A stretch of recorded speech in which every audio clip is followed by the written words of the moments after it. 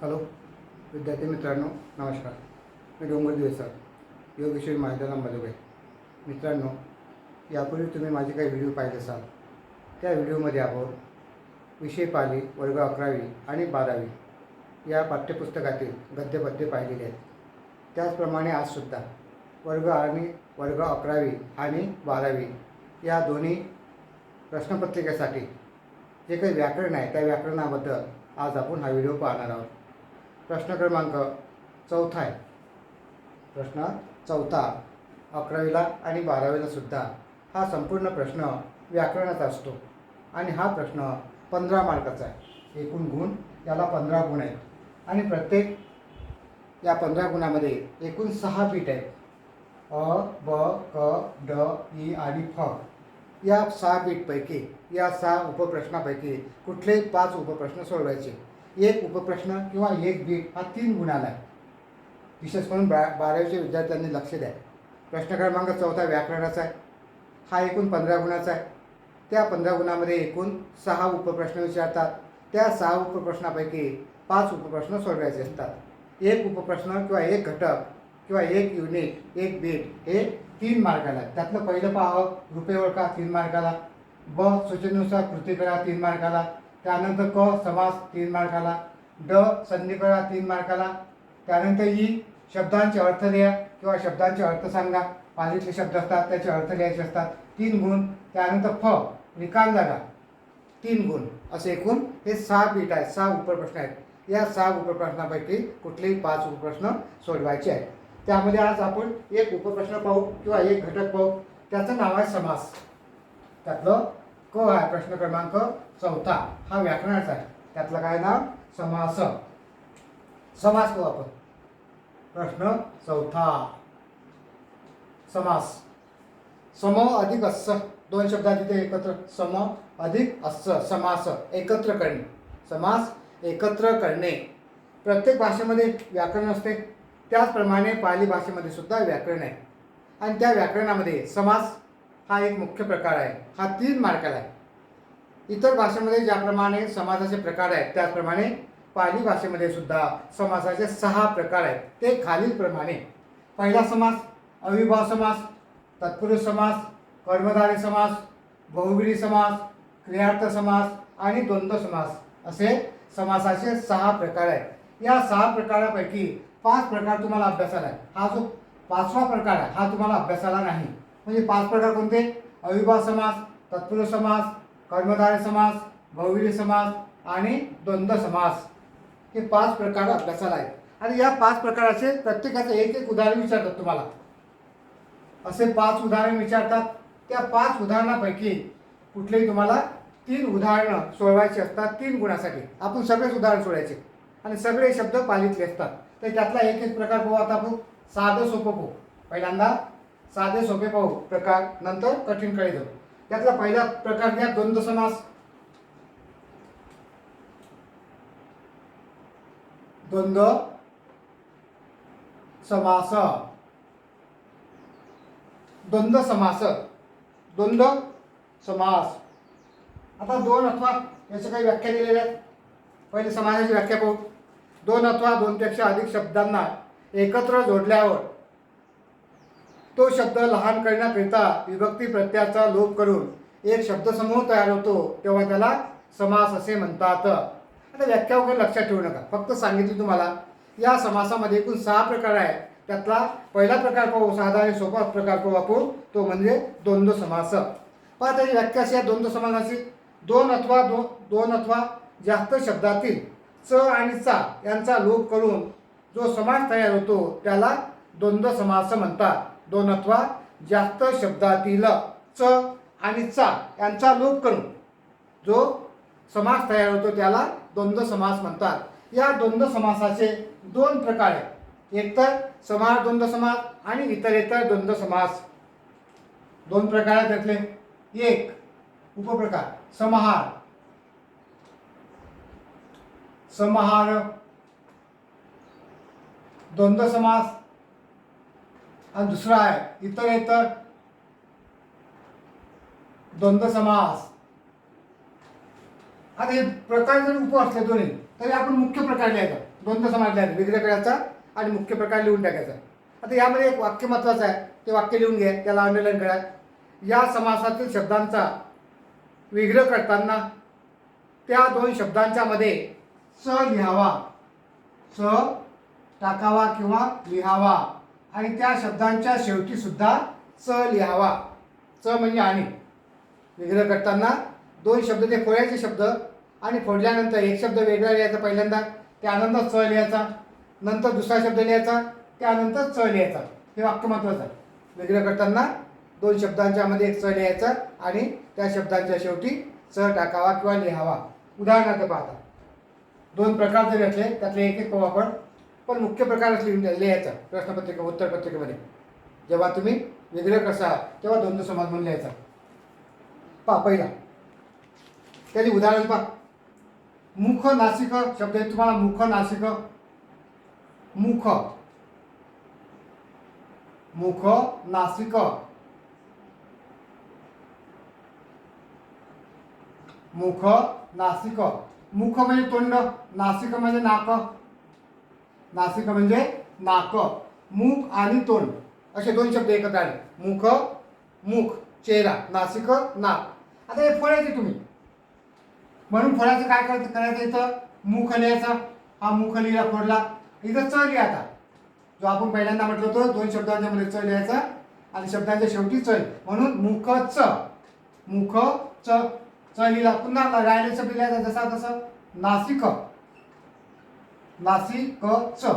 हे इथे एक च टाकला, इथे एक च टाकला. समोर लिहायचा द्वंद्व समास. मुख च, नासिक च, मुख नासिक. दुसरा शब्द पाहू. गीत वादित, गीत वादितं, गीत वादितं. आता इथं गीत म्हणजे गाणे, वादित म्हणजे वाद्य. एक आहे गीत गाणे, वादित वाद्य. दोन शब्द. मग ते शब्द फोडायचे. मग काय काय होईल त्याचा हे विग्रह. गीत च, गीत च. राहिला शब्द लिहायचा वादित, वादितं च. समोर लिहायचा द्वंद्व समास. गीतं च, वादितं च. दुसरा शब्द पाहू. असी चम्म. हा शब्द कठीण आहे का. असी चम्म. काही शब्दांचे अर्थ लक्षात ठेवावे लागतात. असी म्हणजे ढाल, अशी म्हणजे तलवार, चम्म म्हणजे ढाल. तलवार आणि ढाल दोन शब्द वेगवेगळ्याचे मग लिहायचं. असी च, चम्म च. असी च, चम्म च. समोर लिहायचा द्वंद्व समास. दुसरा शब्द पाहू. दंस मकसं, दंस मकसं, दंस मकसं. आता दंस म्हणजे डास, जे शेरा भागामध्ये असतात डास चावतात आपल्याला. मकसं मच्छर, चिलूट बारीक गुंगुंग करते, म्हणून दोन शब्द आहेत ते फळायचे. दंस च, मकसं च. समोर लिहायचा द्वंद्व समास. पुन्हा काही उदाहरण पाहू.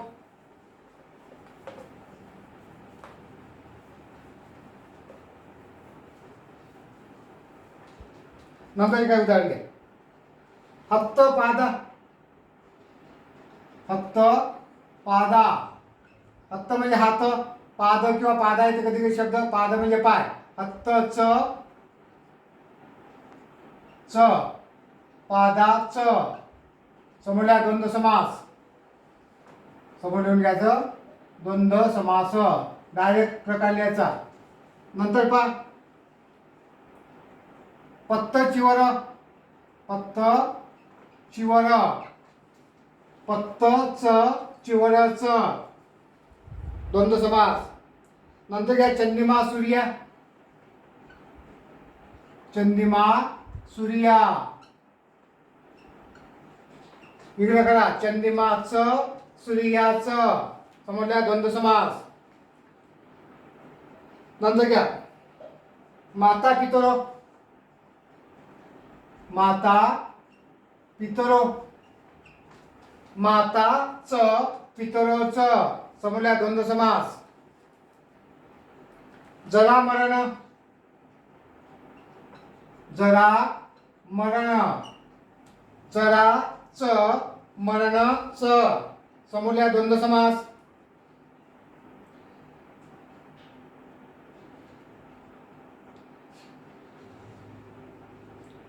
समन ब्राह्मण, नंतर घ्या समन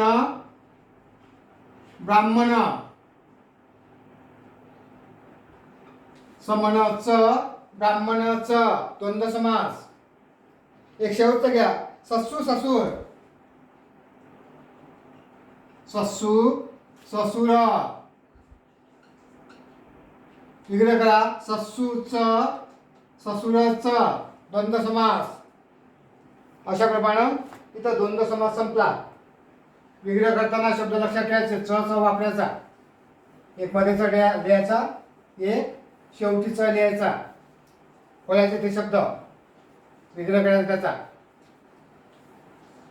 प्रत्येक उदाहरण तुम्हाला एक एक गुणाला आहे. हे 11वीला आहे आणि 12वीला सुद्धा आहे. विशेष करून 12वीच्या मुलांनी लक्षात ठेवा.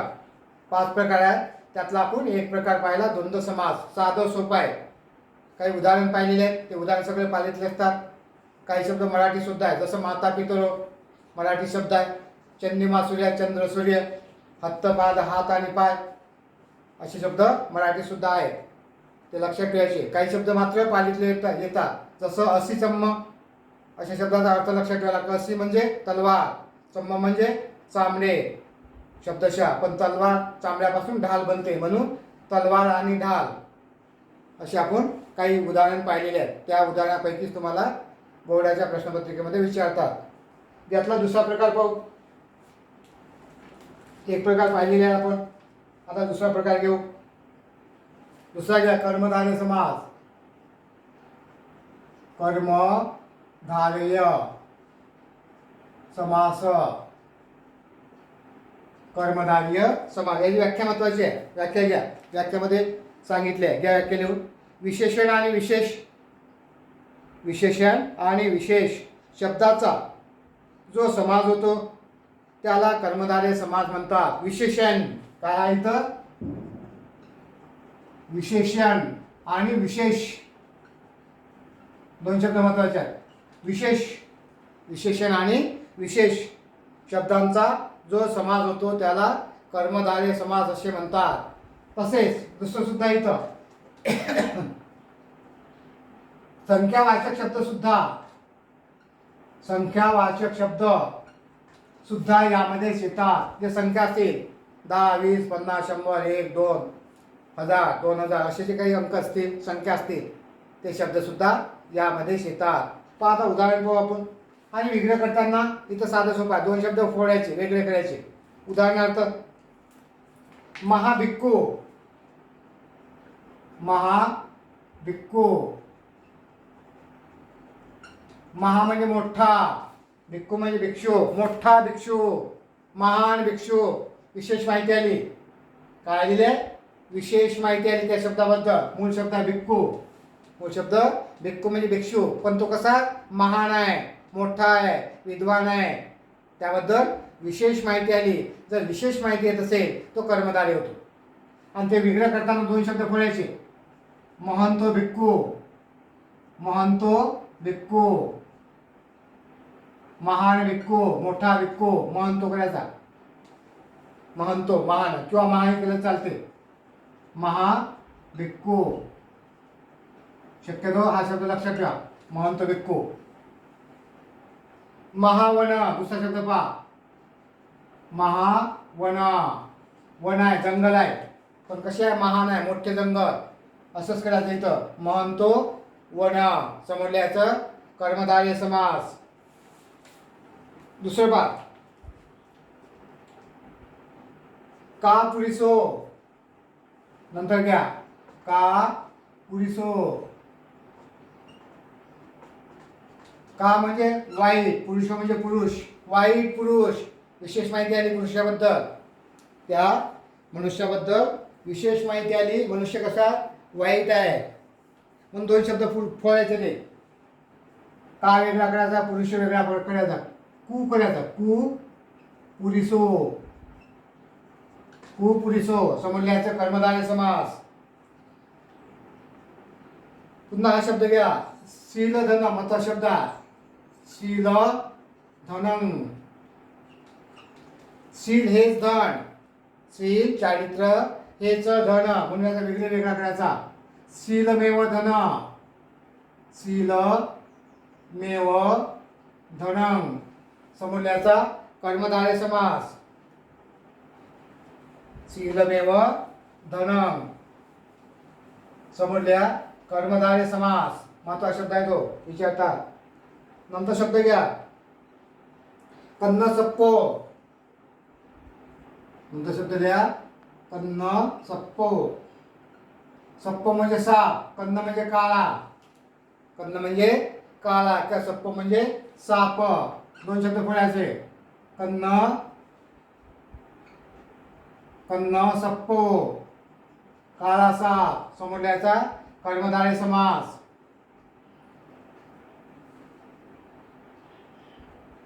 अशा प्रमाणे हे शब्द आपण पाहिलेले. पुन्हा यामध्ये एक पाहिलं आपण संख्यावाचक शब्द सुद्धा येतात. या समासामध्ये संख्यावाचक शब्द सुद्धा विचारतात. उदाहरणार्थ संख्यावाचक चतुर्दिशा. उदाहरणार्थ चतुर्दिशा. दिशा म्हणजे दिशा, चतु म्हणजे चार, संख्याल्या. काय आलेल्या संख्याल्या. चार दिशा. जिथं संख्या असेल तिथं कर्मधारय होतो. हा शब्द फोडायचा. चतु वेगळं करायचं, चतु, आणि दिशा वेगळं करा, दिशा. चार दिशा. समोरल्याचं कर्मधारय समास. त्यानंतर अठ्ठभुजा. अठ्ठभुजा.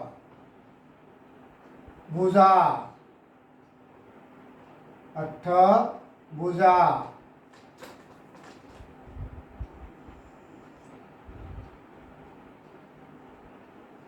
अठ्ठभुजा. अठ्ठ वेगळा करा, भुजा वेगळा करा. भुजा म्हणजे बाहू. किंवा दस अध्यापको. दस अध्यापको, 10 शिक्षक. सकट साने, सकट सताणे, 100 बैलगाड्या.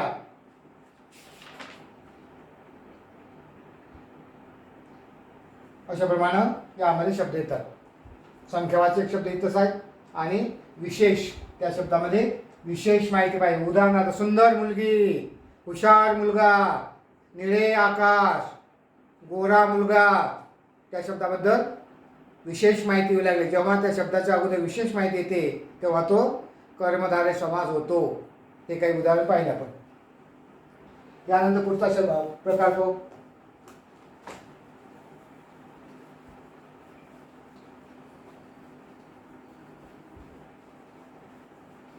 बहुव्रीही समास. यानंतर तिसरा प्रकार बहुव्रीही समास.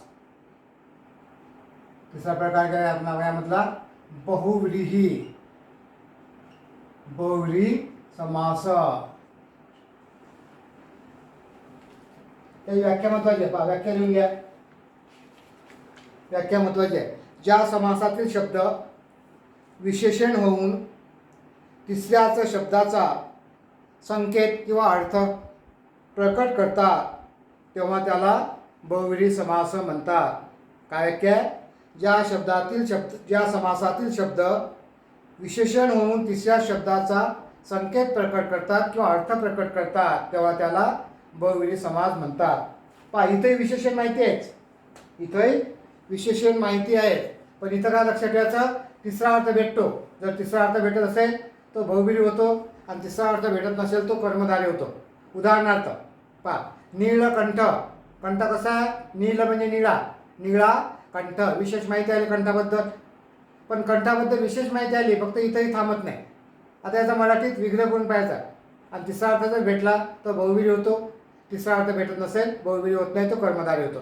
उदाहरणार्थ नीलकंठ. आता पहा मराठीत काय होतो विग्रह? ज्याचा कंठ निळा आहे असा जो तो. तुम्हाला अप्रत्यक्ष कोण भेटले? नीलकंठ. कोणाला म्हणतात नीलकंठ? शंकराला म्हणतात, महादेवाला म्हणतात. म्हणजे महादेव तुम्हाला अप्रत्यक्ष भेटले.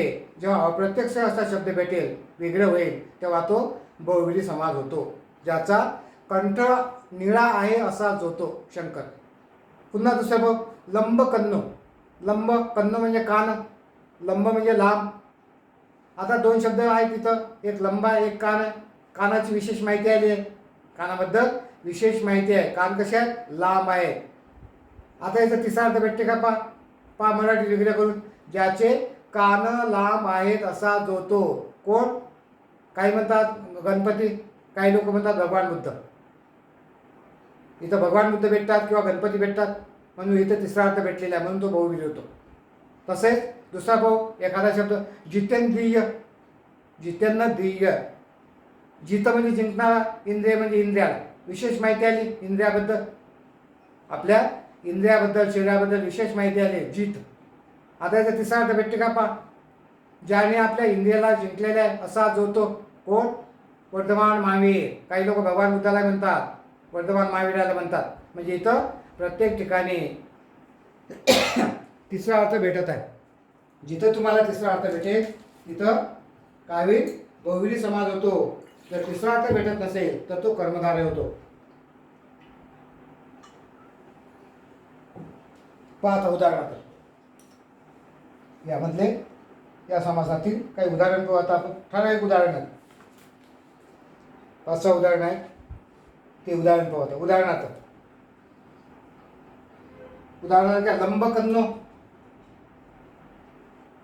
लंब कन्नो. कन्नो म्हणजे कान, लंब म्हणजे लांब. विशेष माहिती आहे. कन्नो म्हणजे कान, लंब म्हणजे लांब, लांब कान. विशेष माहिती आली. विशेष माहिती पाहिजे इथं. काय पाहिजे? विशेष माहिती पाहिजेच. माहिती, पण तिसरा अर्थ भेटला पाहिजे.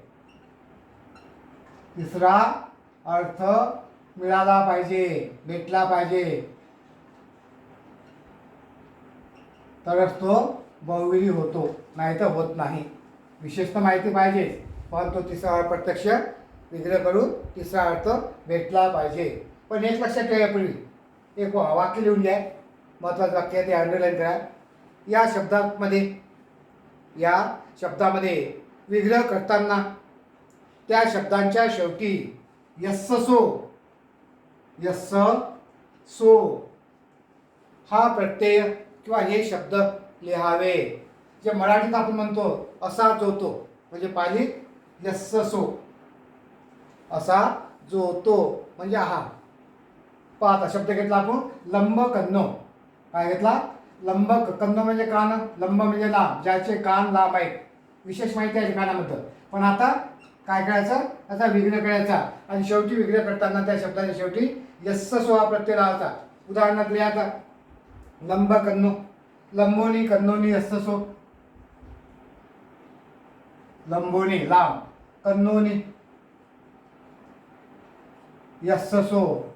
यस्सो हे प्रत्यय लिहायचे. समोर लिहायचं बहुविधी समास, किंवा लंबो कन्नो यस्सो असंही होतो. आता विग्रह लंबा कन्न असे होते. लंब किंवा कन्नो यस्सो हे शब्द बोलायचे, याच्या पुढे यस्सो प्रत्यय लिहायचा. लंब कन्नो यस्सो किंवा लंबोनी कन्नोनी यस्सो. समोर लिहायचा बहुविधी समास. दुसरा शब्द पहा बहुधनो. बहुधनो, धन आहे मूळ शब्द. मूळ शब्द धन आहे, पण कसा? बहु म्हणजे पुष्कळ, भरपूर धन आहे. धनाची विशेष माहिती आलेली आहे.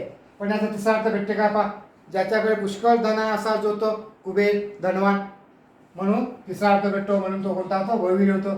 बहुनी विग्रह लिहायचा. बहुनी धनोनी यस्सो हे लागायचं त्या शब्दाच्या शेवटी. बहुनी धनुनी यस्सो. समोर लिहा बहुविधी समास. तिसरा शब्द पहा जितेंद्रियो.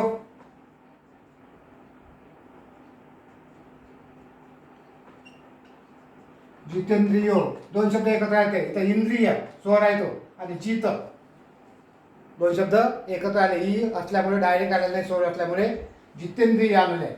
जित म्हणजे जिंकणारा, इंद्रिय म्हणजे इंद्रियाला, मनाला. आता तिसरा अर्थ पहा मराठीत, ज्याने आपल्या मनाला जिंकला असा जो तो भगवान बुद्ध किंवा महावीर. याचा विग्रह करता जितानी, इंद्रियानी, इंद्रियानी यस्सो. यस्स सो हे शब्द टाकायचे. समोरल्याचा बहुव्रीही समास. चौथा शब्द पहा अपुत्तो. अपुत्त. पुत्त म्हणजे पुत्र, अ म्हणजे नाही.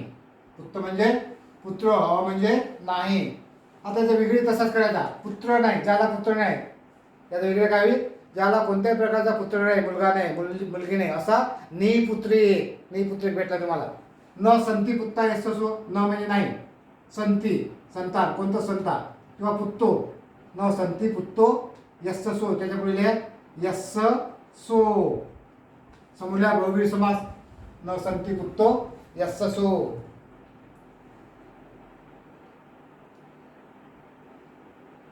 अशा प्रमाणे हे 4-5 शब्द आहेत, लक्षात ठेवायचे. 4-5 शब्द लक्षात ठेवा. 3 आपले झालेले आहेत. चौथा प्रकार पाहू. यामधला चौथा प्रकार पाहू.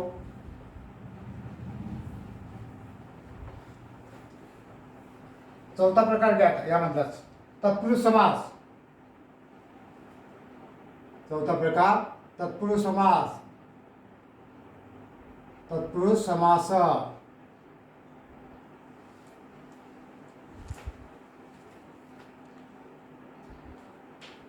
पहा तत्पुरुष समासाची व्याख्या द्या. प्रथमा विभक्ती सोडून इतर विभक्तीमधील चिन्हाचा लोप होतो तेव्हा त्याला तत्पुरुष समास म्हणतात. व्याख्या आहे, प्रथमा विभक्ती सोडून इतर विभक्तीमधील चिन्हाचा लोप होतो तेव्हा त्याला तत्पुरुष समास म्हणतात. आता विभक्त्या म्हटल्या इथं प्रथमा विभक्ती सोडून. काय म्हणतो? प्रथमा विभक्ती सोडून. आता विभक्त्या पाली भाषेत 8 आहेत, मराठीमध्ये 8 आहेत.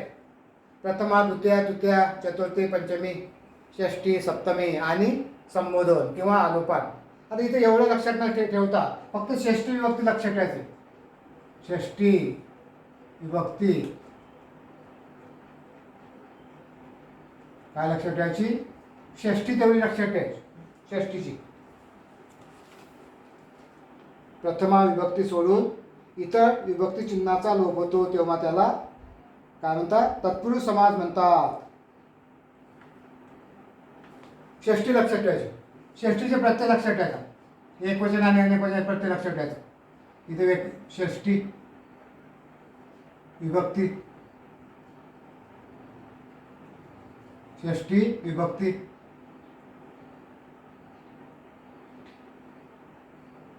इथल्या एकवचन, इथल्या अनेक वचन, अनेक वचन. आता एकवचनाखाली प्रत्यय याचा सला स आणि अनेक वचनामध्ये याचा आनंद. तर हे का लिहिलं तर आपल्याला जेव्हा हे करू आपण लिहिलं करू तेव्हा त्या षष्टीचे प्रत्यय लक्षात ठेवायचे. आणि मराठी षष्टीचे प्रत्यय लिहायचे च, चा, ची आणि चे. काय लक्षात ठेवा? च, चा, ची, चे मराठीतले प्रत्यय षष्टीचे. विभक्ती षष्टीचे मराठी प्रत्यय च, चा, ची, चे. आणि पालीतले आहे एकवचनी स, अनेकवचनी आनंद. शब्द एकवचन असेल तर सला हा प्रत्यय लावायचा त्या शब्दाच्या मध्ये. शब्द अनेकवचन असेल तर हा प्रत्यय लावायचा. काय म्हणते तो? प्रथमा विभक्ती सोड. एवढ्या विभक्ती लक्षात न ठेवता आपण काय पाहू? फक्त षष्ठी विभक्ती पाहू. त्या षष्ठी विभक्तीमध्ये मराठी विग्रह करताना चचाची प्रत्यय जर आला असेल तुम्हाला तर तो षष्ठीचा प्रत्यय म्हणून लक्षात ठेवायचा. म्हणजे षष्ठी तत्पुरुष समास. तुम्ही डायरेक्ट तत्पुरुष समास लिहिलं तरी चालेल. उदाहरणार्थ पाहता त्याचे उदाहरण पहा. मातुल दिता. मातुल दिता. आता मातुल म्हणजे आई हा शब्द लक्षात येईल तुमच्या, कारण मराठी शब्द आहे मातुल, माता. मातुल म्हणजे आई. हा दिता मात्र पाली शब्द आहे. दिता म्हणजे मुलगी. दिता म्हणजे मुलगी. कन्या येत नाही तुम्हाला इथे. कन्या म्हणजे मुलगी होते, पण इथं पाली शब्द आलेला आहे दिता. किंवा दितर शब्द येते कधी. मातुल दितर किंवा मातुल दिता येते. हा मातुल दिता. दिता म्हणजे मुलगी. आता याचा मराठी शब्द पहा काय होतो तो अर्थ. मातुल दिता आईची मुलगी. प्रत्येक आलेला आहे ची भेटलेला आहे आणि ची इथं भेटलेली षष्टीचा. काय झाले? ची. आईची. कोणाची मुलगी? वडिलाची नाही, आईची मुलगी. आईची जर ची आल्या तर म्हणजे कोणता समास झाला मग आता? षष्ठी तत्पुरुष समास. त्या मराठीत त्या शब्दाचा जर अर्थ पाहिला आपण तर आपल्याला भेटला अर्थ आईची मुलगी, मातुल दिता. ची प्रत्यय आला या च चा ची पैकी कुठलाही एक प्रत्यय मिळतो म्हणजे तो षष्ठीचा आहे. म्हणजे समास झाला आता षष्ठी तत्पुरुष समास. आता मुलगी हे काय करणे काय पाहायचं? मूळ शब्द आई आहे पण मुलगी आहे, लागलेला प्रत्येकाला ही लागलेला आहे. आता मुलगी हे काय करणे काय? आईची मुलगी, मुलगी एकच आहे. आईच्या मुली म्हटलं का नाही म्हटलं? आईची मुलगी म्हणजे एक आहे म्हणून काय आता एकवचन प्रत्यय द्यायचं मग विग्रह करताना एकवचन प्रत्यय स मग पहा विग्रह काय होते? मातुल शब्द घेतला मातुल मूळ शब्द. आता एकवचन आहे म्हणून स असं प्रत्यय लाव आणि शब्द झाला मातुलस्स. राहिलेली लिहिता वेगळी आहे, राहिलेलं लिहिता वेगळी आहे. समोरल्या तत्पुरुष समास किंवा षष्ठी तत्पुरुष समास मातुलस्स लिहिता. पुढे पहा ब्राह्मण कैया नंतर शब्द घ्या ब्राह्मण कैया. आता इथं आला कैया. कैया म्हणजे कन्या, कैया म्हणजे कन्या, ब्राह्मणाची मुलगी. इथे याला ची षष्ठी म्हणून काय होईल? ब्राह्मणस्स. मुलगी एकच आहे, एकवचन प्रत्यय राहायचा ब्राह्मणस्स कैया, ब्राह्मणाची मुलगी. समजले? षष्ठी तत्पुरुष समास किंवा तत्पुरुष समास. नंतर पहा राजपुरुषो.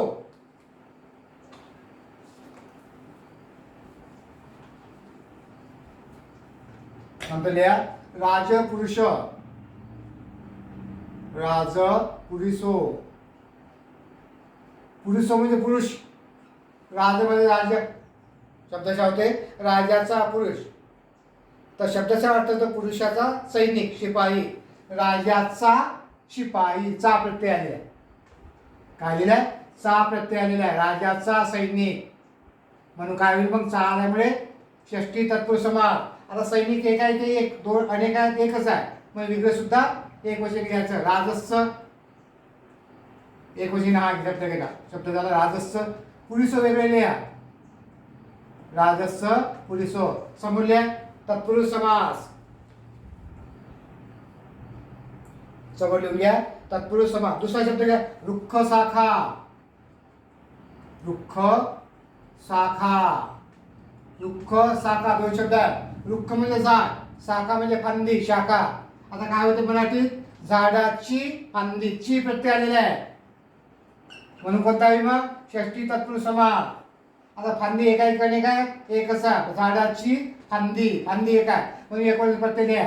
काय होईल मग? रुक्खस्स. वेगळं काय होईल? रुक्खस्स. हा टाकला शब्दाला रुक्खस्स. शाखा वेगळी आहे रुक्खस्स शाखा. समोरल्या षष्ठी तत्पुरुष समास किंवा तत्पुरुष समास लिहा.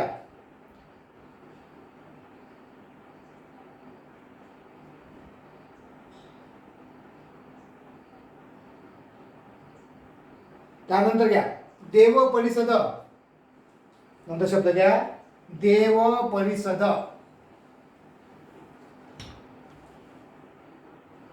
देव परिषद.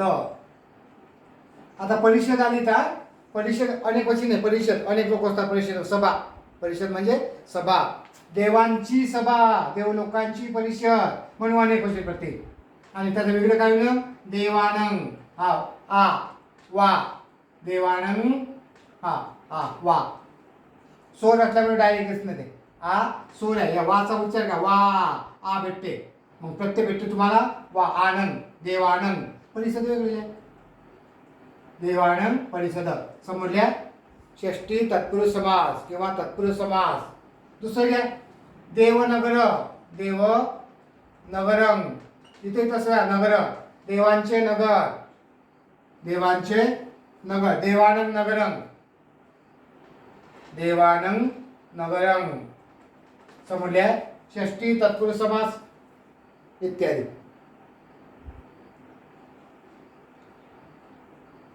एक राहिला त्यामध्ये बुद्ध शासनम. बुद्ध शासनम बुद्धाची शिकवण. पण शिकवणाने काय म्हणजे बुद्धान अनेकवचन प्रत्यय टाकायचं. कोणती शिकवणार 4 आहे, 7 आहे, अष्टांग मार्ग आहे, पंचशील आहे, म्हणून इथं अनेकवचन प्रत्यय द्यायचा. आनंद टाकायचा. बुद्धानंग काय करायचं वेगळं, बुद्धानंग शासनम, बुद्धानंग शासनम. समूल्या षष्ठी तत्पुरुष समास असे हे शब्द आहेत. आपले 4 प्रकार झालेले. एक शेवटचा प्रकार पाहू.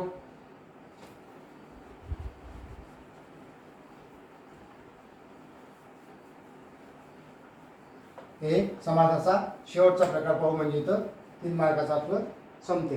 आणि त्यानंतर आपण प्रश्नपत्रिका पाहू 12वीची बोर्डाची. 5वा प्रकार घ्या. एक राहिला शेवटचा अविर्भाव समास. अविर्भाव समास अवयव त्या समासामध्ये ते अवयव. आता पालीचा अवयव माहीत पाहिजे तुम्हाला. पाली भाषेत जर मूळ शब्द असतो त्याच्या अगोदर अवयव येते. हे अवयव जर माहीत असले तर हे त्याचे शब्द लक्षात राहतात. अविर्भाव समास. अविर्भाव समासाची व्याख्या काय, जेव्हा एखाद्या अवयवाबरोबर व्याख्या आहे, जेव्हा एखाद्या अवयवाबरोबर शब्दाचा समास होतो तेव्हा त्याला अविर्भाव समास म्हणतात. काही अवयव तुम्हाला लिहून देतो पालीतले. अवयव पालीतले अवयव. यावं संपूर्ण, त्याचा अर्थ आहे यावं पाली शब्द संपूर्ण. बही बही बाहेर, च्या बाहेर.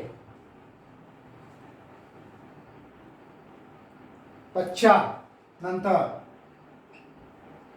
च्या नंतर. अनु अनु, च्या जवळ.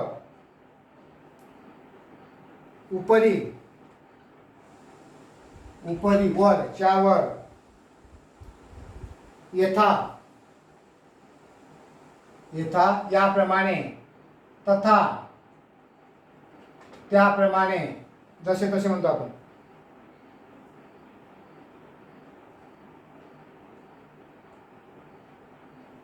इत्यादी भरपूर आहे. आपण 5-7 इथे पाहिलेले आहेत. यामधले साधा आपण उदाहरण पाहू. हे काय अवयव. याव संपूर्ण, बही च्या बाहेर, पश्चात त्यानंतर, अनु च्या जवळ, उपरी च्यावर, यथा याप्रमाणे, तथा त्याप्रमाणे. याच्यात आपण काही उदाहरण पाहू. पहा उदाहरण.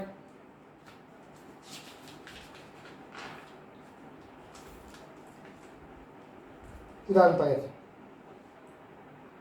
उपकुंभ उपकुंभ हे उप आलं. हे काय अवयव आहे.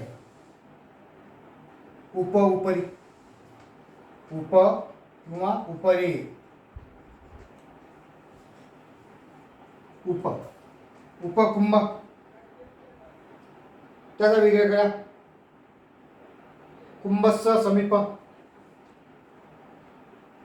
कुंभस्स समीप जवळ, च्या जवळ. समीप समूल्या अविर्भाव समास. कुंभस्स समीप. मूळ शब्द त्याला याला मूळ शब्दाला स लागसा प्रत्यय लावा आणि उप राहिलेलं उप लिहिलं चालतं किंवा समीप म्हणजे लिहिलं चालतं. या हा अर्थ आणि हा अर्थ एकच आहे. उप म्हणजे जवळ, समीप म्हणजे जवळ. नंतर घ्या उपनगर असंच आहे. उपनगर नगराच्या जवळ, नगरस्थ समीप किंवा नगरस्थ उप. नगरस्थ समीप किंवा नगरस्थ उप. कुंभस्थ समीप किंवा कुंभस्थ उप. समूल्या अविर्भाव समास अवयव येते.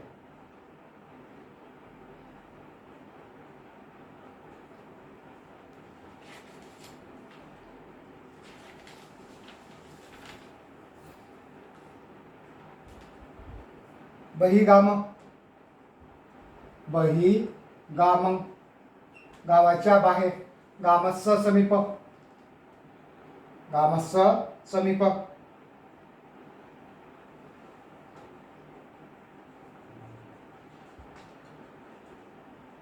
समीप किंवा गामस्स बही. नंतर घ्या या जीवत आहे. याव जीव, या व जीवन अवयव आहे. संपूर्ण जीवनभर. या जीवत आहे किंवा दिवस यावं. या जीवताय किंवा जीवस्स यावं संपूर्ण जीवनभर.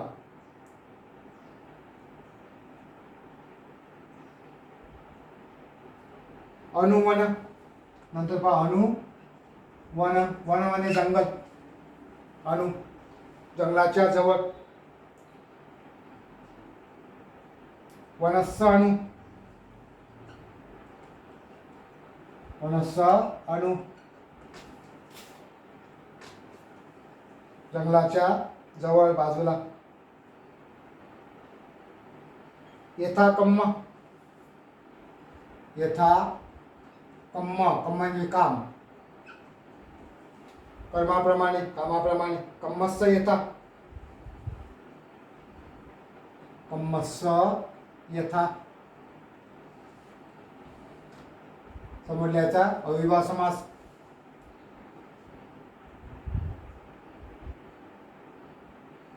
इत्यादी हे 4-5 शब्द पाहायचे. आता 5 प्रकार आपण पाहिलेले आहेत. त्या 5 प्रकारचे प्रत्येक उदाहरण सगळेच प्रकार करायचे. त्यातले 3 जरी तुम्ही चांगले केले तरी तुम्हाला 3 मार्क भेटतात. 3 सोपे सांगतो पुन्हा. एक द्वंद्व समास करायचा. काय करायचा? द्वंद्व समास आणि प्रत्यय टाकायचा तो करायचा. त्यानंतर बहुव्रीही समास करायचा आणि कर्मधारय समास करायचा. हे 3 जरी केले तुम्हाला 3 मार्क भेटतात. द्वंद्व समासामध्ये च आणि च टाकायचा. 2 शब्द आई वडील बहीण भाऊ चंद्र सूर्य पती पत्नी हात पाय असे द्वंद्व समास झाला. दुसरा आहे बहुव्रीही समास. तिसरा अर्थ भेटतो तुम्हाला नीलकंठ जितेंद्रिय बहुधन अपुत्र ज्याचा पुत्र ज्याला कोणते पुत्र नाही किंवा नीलकंठ ज्याचे कंठ निळा. लंबकंद ज्याचे कान लांब आहेत असा जो तो लंबोनी कंदोनी यस्सो प्रत्यय लिहायचा. त्यानंतर कर्मधारय विशेष माहिती पाहिजे. त्यामध्ये विशेष माहिती पाहिजे किंवा अंकसुद्धा असतात त्यामध्ये. ते 2 शब्द पूर्ण महावन महंतोवन किंवा महावन समोर लिहायचा कर्मधारय समास. महाभिक्खू महंतो भिक्खू किंवा महाभिक्खू समोर लिहायचा कर्मधारय समास. असे 3 प्रकार जरी चांगले केले तरी तुम्हाला इथं 3 मार्क भेटतात. अशा प्रमाणे समाज इथं संपलेला आहे. जर काय तुम्ही अडचण असेल तुमची तर मला नक्की विचारा. धन्यवाद.